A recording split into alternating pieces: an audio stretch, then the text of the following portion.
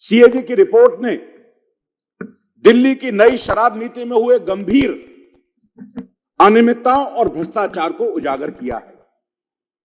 इस रिपोर्ट के अनुसार 2021 और 22 में आबकारी नीति के कारण दिल्ली के राजस्व को 2002 करोड़ रुपए से अधिक का नुकसान हुआ।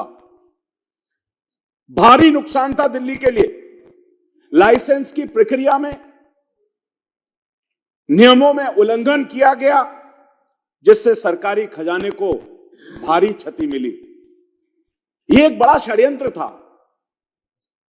संविधान के शेड्यूल 7 में राज्य सरकारों को आबकारी नीति बनाने का जो अधिकार मिला है, उस अधिकार के तरह मैन्युफैक्चरर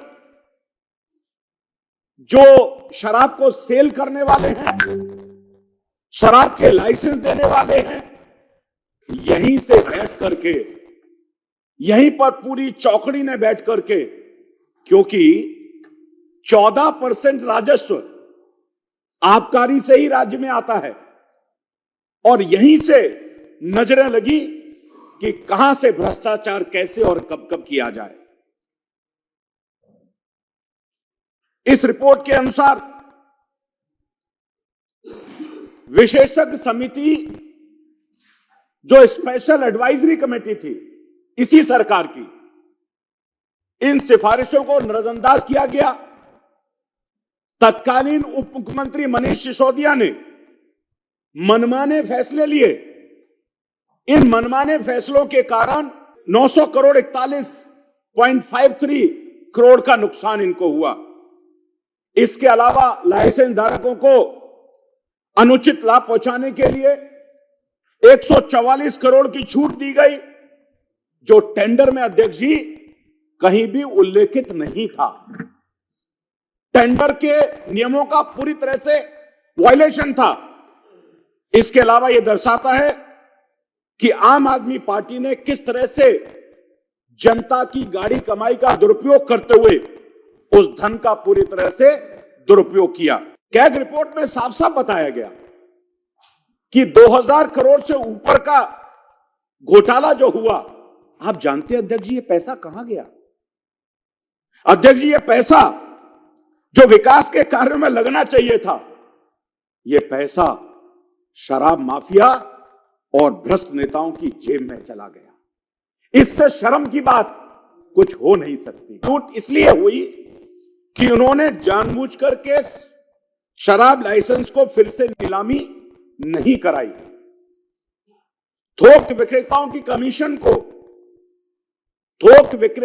कमीशन को कार्टेल बना करके, भाई भतीजा बात करके, अपने अपनों को, ऐसे वैसों को फायदा पहुंचाने के लिए 5% से 12% कर दिया गया। ये सीधे मुनाफा कमाने की साजिश थी, जिससे कि दिल्ली के राजस्व को घाटा हो और अपने चहेते और प्राइवेट कंपनियों को फायदा हो और पैसा साइफन हो करके नीचे से उनकी जेब में आ जाए। शराब नीति में बदलावों के लिए अध्यक्ष जी कैबिनेट से अनुमति नहीं ली गई। संविधान में व्यवस्था है, कैबिनेट है, कैबिनेट सारे फैसले करती है, लेकिन कैबिनेट से आपने बदलाव के लिए कोई भी आपने परमिशन नहीं ली।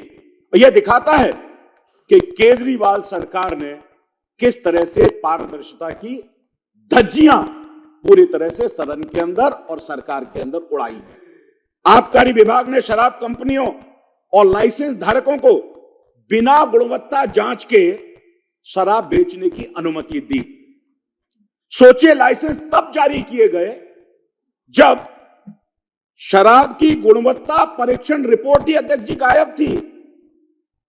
अध्यक्ष जी, शराब की भारतीय मानक ब्यूरो BIS मापदंडों पर कोई परीक्षण नहीं हुआ। क्या ऐसा कोई सरकार कर सकती है जो जनता के हित में काम कर रही हो?